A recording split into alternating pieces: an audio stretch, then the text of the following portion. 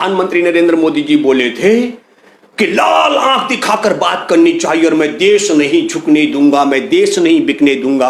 मेरे प्यारे देशवासियों, मैं माननीय प्रधानमंत्री से जानना चाहता हूं, आदरणीय प्रधानमंत्री जी, आप बताएं कि चीन की सेना हमारे देश के अंदर घुसी हुई है, कब्जा करके बैठी हुई है और हमारे 20 जवानों को पीट पीट कर मार डालती है। इसमें क्या उकसाने की बात अब रहती है? और नमस्कार दोस्तों, मैं भूपेंद्र रावत और आज आपके साथ बात करने के लिए आया हूं गलवान घाटी में किस तरीके से चीनी सैनिक 5 मई से हमारे देश की सीमा के अंदर घुसे हुए हैं और 15 तारीख की रात को चीनी सैनिकों ने हमारे 20 जवानों की पीट पीट करके बेरहमी से हत्या कर डाली। सूचना यह भी है कि चीन के जवान भी मारे गए। ये हमको अपने देश के बहादुर सैनिकों पर यकीन है, लेकिन हमको इस पूरे मसले पर जाना पड़ेगा, इसको समझना पड़ेगा। दोनों सरकारें, चीन की सरकार फंसी हुई है कि चीन की सरकार को वहां के राष्ट्रपति को आंतरिक सुरक्षा मंत्रालय ने एक रिपोर्ट सौंपी और उस रिपोर्ट में बताया गया कि दुनिया में जिस तरीके से 14 मई 1989 को थियानमेन चौक में 10,000 प्रदर्शनकारियों की हत्या के बाद पूरी दुनिया चीन से नफरत करने लग गई थी, उसी तरीके की नफरत दुनिया भर में कोरोना के फैलने के बाद चीन के साथ दुनिया कर रही है। इस पूरे मसले से ध्यान भटकाने के लिए चीन की सरकार को एक कोई बड़ा तरीका चाहिए था। ये मैं जिक्र कर रहा हूं, रिपोर्ट सौंपी गई 5 मई को और 5 मई को ही चीनी सैनिक हमारे भारत में गलवान घाटी में, जहां पर 8 फिंगर तक हमारी पहाड़ियां, 8 फिंगर का मतलब 8 पहाड़ियां, 8वीं पहाड़ी तक हमारे भारत के सैनिक पेट्रोलिंग करते थे। चीन के सैनिकों ने 4 फिंगर पर आकर कब्जा जमा लिया। दूसरी तरफ भारत की मोदी सरकार फंसी हुई है। बच्चा बच्चा जानता है कि 30 जनवरी को भारत में कोरोना के मामले की पुष्टि हो चुकी थी और विश्व स्वास्थ्य संगठन दुनिया में कोरोना आपातकाल की घोषणा कर चुका था। लेकिन उसके बाद नरेंद्र मोदी जी की सरकार का लक्ष्य मध्य प्रदेश में कमलनाथ की सरकार गिराकर भाजपा की सरकार शिवराज सिंह चौहान को मुख्यमंत्री बनाने पर केंद्रित थी।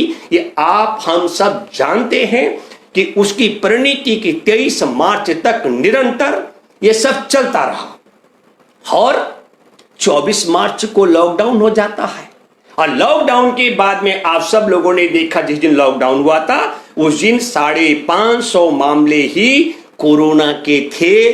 तब भारत की सरकार ने जिस तरीके से रेल और बसों का आवागमन बंद किया, एक झटके में भारत के 14 करोड़ मजदूरों की रोजी रोटी छिन गई और भूख से बचने के लिए मजदूरों के परिवार, बच्चे, आप हम सब ने देखा करोड़ों की संख्या में अपने अपने जहां थे फंसे वहां से अपने गांवों की तरफ वापस चले। उनके पैरों से सैकड़ों किलोमीटर सफर करने के दौरान पैरों की खाल उतर करके पैरों से पस टपकने का दृश्य भी आपने देखा। गर्भवती महिलाओं को खुले आसमान के नीचे बच्चे जनते हुए आपने देखा। चलते चलते भूख से दम तोड़ते हुए गरीब बच्चों को और मजदूरों को आपने देखा। गाड़ियों के रौंदे जाने से मारे जाने वाले, गाड़ियों के पलटने पर दब जाने वाले, रेल से कटकर मरने वाले, ये दृश्य भी आपने देखा। इन सारी नाकामियों के बाद आपने देखा कि जब हमारे देश में 550 मामले थे तो पूरे भारत को तालाबंदी कर दी गई। आज 10,000 से ज्यादा मामले रोजाना नए उजागर हो रहे हैं। तो मोदी सरकार अनलॉक 1 का जश्न मना रही है। 3,67,000 नए मामले उजागर हो चुके हैं। 12,000 ज्यादा देशवासियों की जान जा चुकी है। मैं ये इसलिए कह रहा हूं कि मोदी सरकार कोरोना काल से पहले से ही अपनी तमाम नाकामियों में फंसी हुई थी। भारत में बेरोजगार आत्महत्या कर रहे थे, किसानों की आत्महत्या का सिलसिला नहीं रुक रहा था, उद्योगों पर तालाबंदी का सिस्टम नहीं रुक रहा था, व्यापारी चौपट और आत्महत्या कर रहे थे, देश में रुपए की कीमत, विकास दर और झूठ बोलकर प्रधानमंत्री के पद की गरिमा गिर रही थी, बलात्कार की शिकार बच्चियां निरंतर हो रही थी। ऐसी दशा में फंसी हुई और ऊपर से कोरोना आने के बाद मोदी सरकार भी जिस तरीके से चीन पूरी दुनिया में कोरोना वायरस के कारण घृणा की दृष्टि से देखा जा रहा है, उसी तरीके से मोदी सरकार अपनी तमाम नालायकियों के कारण देशवासियों की आंख का किरकिरी बन गई थी। तो मोदी सरकार को भी चाहिए था कि किसी तरीके की ऐसी क्रोनोलॉजी हो जाए, जिस तरीके से मैं जिक्र करना चाहता हूं कि भारत में पुलवामा के 14 फरवरी 2019 में आम चुनाव से पहले की बात कर रहा हूं, आप सब याद करेंगे, देश त्राहिमाम कर रहा था भाजपा शासन में। और पुलवामा की घटना का मैं जिक्र इसलिए कर रहा हूं कि पुलवामा में जवानों की जो हत्या हुई उसके विषय में खुफिया एजेंसी की पहले से रिपोर्ट आ चुकी थी। कहा गया था कि विस्फोट भरी गाड़ी से टक्कर मारी जाएगी, मोदी सरकार ने उस रिपोर्ट की अनदेखी की। तब कहा गया था, आला अधिकारियों ने कहा कि जवानों को सुरक्षित पहुंचाने के लिए एयरलिफ्ट हवाई जहाज उपलब्ध कराया जाए। इस बात को मोदी सरकार ने नहीं माना था और विस्फोट भरी गाड़ियों से जिस दिन हमारे 14 फरवरी को जवानों की हत्या की गई, पूरे प्रधानमंत्री बनने से लेकर पहले कार्यकाल से अब तक एक ही दिन वनवास हुआ मोदी जी को, और वो 14 फरवरी को। इस क्रोनोलॉजी को भी आपको समझना पड़ेगा। मैं दूसरी बात पर फिर आता हूं, गलवान घाटी पर 5 मई को आप सबको सोचना पड़ेगा कि 5 मई को चीन की सेना कब्जा कर देती है और भारत की सरकार उस तरफ ध्यान नहीं देती है। तो इसके हमारे भारत के मोदी सरकार के चीन के साथ जो संबंध हैं उनको थोड़ा सोचना पड़ेगा। आप याद कीजिए, जब वो 2014 में चीन के राष्ट्रपति भारत आए थे, तब क्या हुआ था? साबरमती के आश्रम में चीन के राष्ट्रपति को शी जिनपिंग को मोदी जी ने झूला झुलाया था।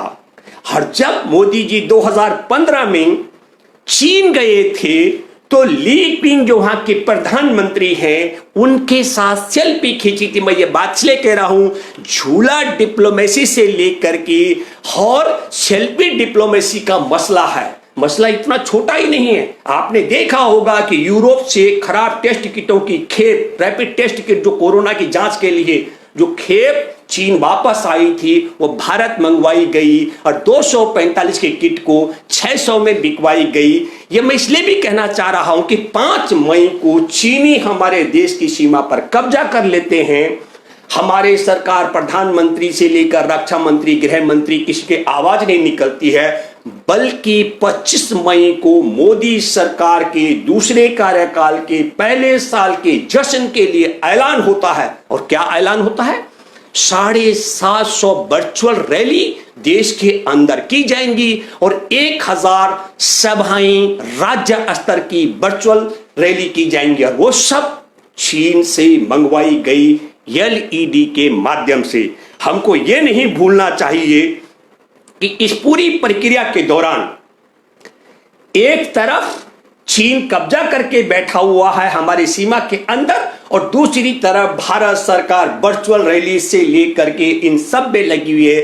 चीन के LED का प्रचार भी कर रही है। जिस तरीके से प्रधानमंत्री नरेंद्र मोदी 2015 में चीन गए और वहां से सेल्फी की शुरुआत हुई, उससे भी अगर आप ध्यान देंगे तो हमारे देश में चीनी मोबाइलों की गुणात्मक रूप में बिक्री का सिलसिला बढ़ा।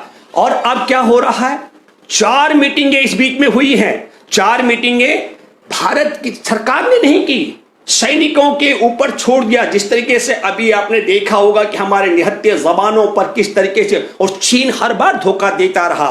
पहली मीटिंग हुई 6 जून को, दूसरी मीटिंग 10 जून को और तीसरी मीटिंग 12 जून को। मैं 12 जून का जिक्र इसलिए कर रहा हूं कि 12 जून को ही भारत सरकार ने चीन की कंपनी STEC को 1126 करोड़ रुपए का ठेका दिया। अब आप समझ लीजिएगा, कोरोना किट वहां से आती है, भारत की मोदी सरकार के प्रचार प्रसार के लिए लाखों LED के सेट वहां से आते हैं, जिस पर LED के माध्यम से, जिन मैकों के माध्यम से, जिन मोबाइल और कैमरों के माध्यम से बात परोसी जाती है, वो सब भी चीन के होते हैं। और चीनी हमारे देश की सीमा पर कब्जा करके बैठे हुए हैं और भारत में सरकार अपनी उपलब्धियों के गुणगान के लिए वर्चुअल रैली का आयोजन करती है। और इस बीच में भारत की सरकार विदेशी कंपनी, जो चीन की कंपनी है STEC, उसे 1126 करोड़ का ठेका भी दे देती है। और फिर 13 तारीख को नेपाल की संसद, जहां 275 सांसदों में 258 सांसदों ने विवादित वह नक्शा, जिसमें 3 हमारे भारत के हिस्सों को शामिल किया गया। आप कहेंगे कि मैं नेपाल को क्यों बीच में लाया? क्योंकि 13 तारीख को विवादित नक्शा पास होता है, 15 तारीख को फिर हमारी मीटिंग होती है और 15 तारीख की रात को हमारे सैनिकों पर, निहत्थे सैनिकों पर चीनी हमला करके हमारे एक कर्नल और हमारे 19 जवानों की बर्बरता से पीट पीट कर हत्या कर देते हैं। हमारे जवानों ने बहुत बहादुरी के साथ उनका मुकाबला किया। मैं अपने शहीद जवानों के लिए फख्र करता हूं। मैं हम सब पूरे देश को, 137 करोड़ की आबादी को अपने बहादुर जवानों पर फख्र है। और दुख की इस घड़ी में मैं ईश्वर से, खुदा, रब, गॉड और भगवान से प्रार्थना करता हूं कि मेरी सही देश के शहीदों के परिवारों को दुख सहन करने की शक्ति प्रदान करें। मैं यह बात इसलिए भी आपसे कहना चाह रहा हूं कि देश में 45 वर्ष बाद, 45 साल बाद चीन ने हमला किया। 45 साल पहले 20 अक्टूबर 1975 को अरुणाचल में हमारे 4 जवान शहीद हुए थे।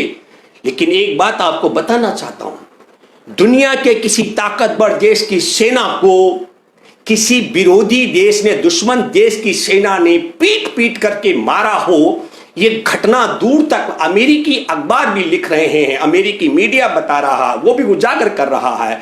ये बहुत दुखद अफसोस की बात है। हमारे देश के प्रधानमंत्री नरेंद्र मोदी जी ने क्या कहा था? प्रधानमंत्री नरेंद्र मोदी जी बोले थे कि लाल आंख दिखाकर बात करनी चाहिए और मैं देश नहीं झुकने दूंगा, मैं देश नहीं बिकने दूंगा। मेरे प्यारे देशवासियों, मैं माननीय प्रधानमंत्री से जानना चाहता हूं, आदरणीय प्रधानमंत्री जी, आप बताएं कि चीन की सेना हमारे देश के अंदर घुसी हुई है, कब्जा करके बैठी हुई है और हमारे 20 जवानों को पीट पीट कर मार डालती है। इसमें क्या उकसाने की बात अब रहती है?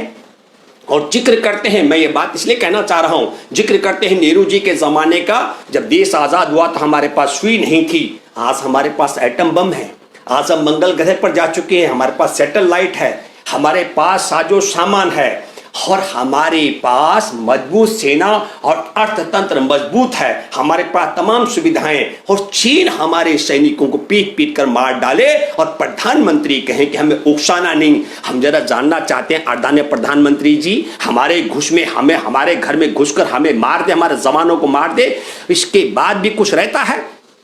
मैं दूसरी बात भी कहना चाहता हूं कि 15 तारीख की रात को हमारे देश के जवानों की पीट पीट कर हत्या करने वाले चीन के मसले पर हमारे देश के प्रधानमंत्री 17 जून तक मौन रहे, एक शब्द नहीं बोले।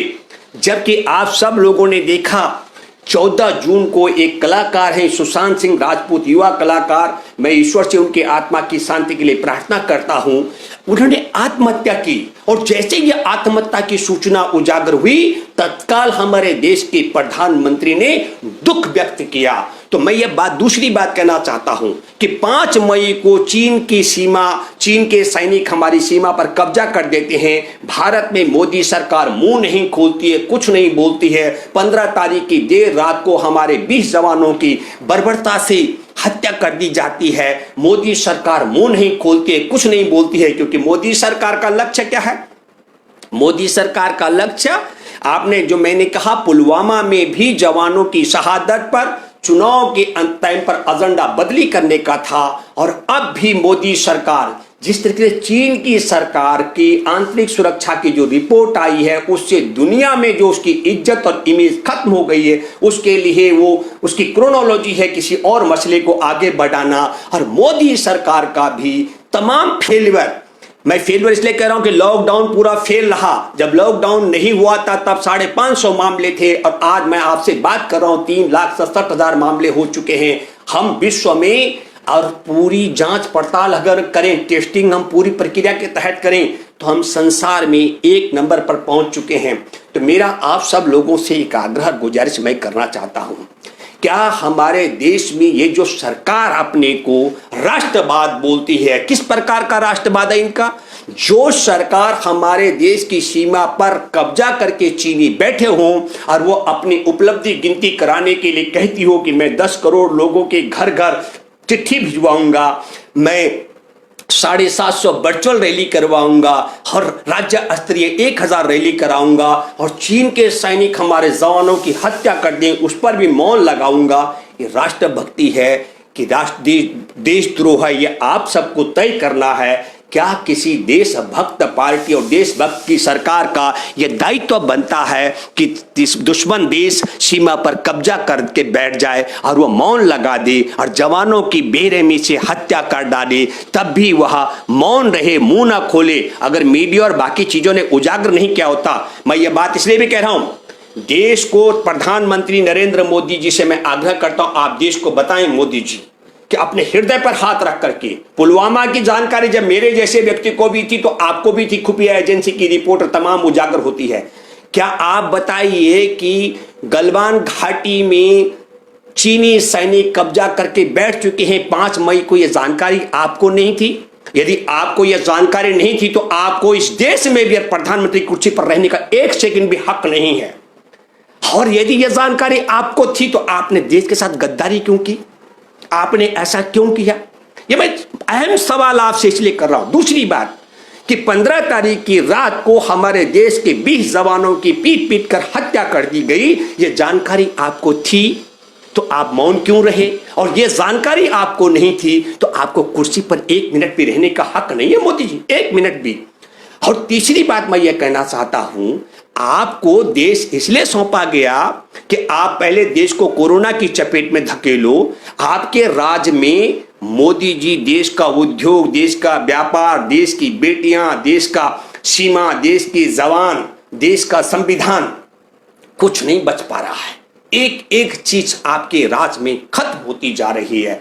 तो मैं आप सब लोगों से फिर आग्रह करते हुए कहता हूं, याद करना पड़ेगा कि जब देश में उल्टी दिशा में लोग भाजपा के विपरीत हो गए थे तो पुलवामा में जवानों की हत्या करवाई गई। और अब मोदी सरकार की थू थू हो रही है क्योंकि मोदी जी बहुत लंबी लंबी छोड़ रहे थे, ताली बजाओ, थाली बजाओ, घंटी घड़ियाल बजाओ, घर में अंधकार करके टॉर्च और लाइट जलाओ, कोरोना भाग जाएगा। मैं आप सबको बताना चाहता हूं कि राजधानी दिल्ली के हॉस्पिटल है, हिंदोरा हॉस्पिटल, कस्तूरबा गांधी हॉस्पिटल, वहां के डॉक्टरों को वेतन नहीं मिल पा रहा है। मोदी जी की ईमानदारी और मोदी सरकार की ईमानदारी, राष्ट्रभक्ति पर मैं 3 बातें कहना चाहता हूं।